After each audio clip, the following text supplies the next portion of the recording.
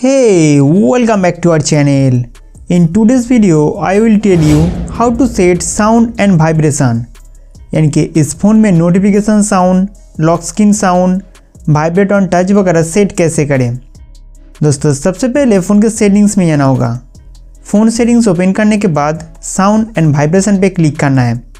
Sound settings को open करते ही कुछ इस तरह का इंटरफेस देखने को मिलेगा।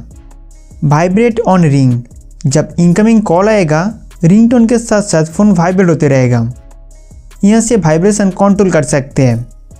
डू नॉट डिस्टर्ब, इस सेटिंग्स को अगर हम एक्टिवेट करेंगे तो अलार्म के अलावा इस डिवाइस में कोई भी रिंगटोन या वाइब्रेशन नहीं होगा। साउंड मोड से आप इस डिवाइस को रिंगिंग, वाइब्रेट और साइलेंट मोड सेट कर सकते हैं। वॉल्यूम, यहाँ से आप media volume, ringtone, notification sound and alarm sound control कर सकते हैं।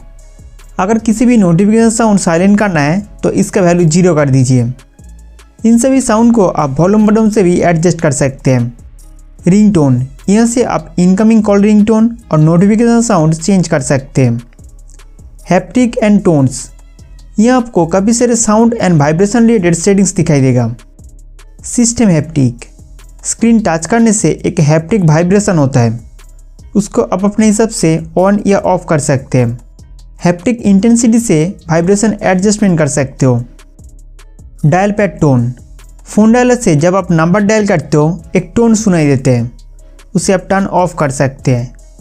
Lock screen sound, screen lock करते समय जो साउंड होता है, इस तरीके से आप स्क्रीनशॉट साउंड, डिलीट साउंड और टच साउंड वगैरह ऑफ कर सकते हैं। नेक्स्ट, मोड सेटिंग्स, यहाँ से आप वॉल्यूम बटन को मीडिया या रिंगटोन वॉल्यूम के लिए सेट कर सकते हैं। तो दोस्तों इस तरीके से आप अपने फ़ोन में टच साउंड एंड वाइब्रेशन को कंट्रोल कर सकते हैं।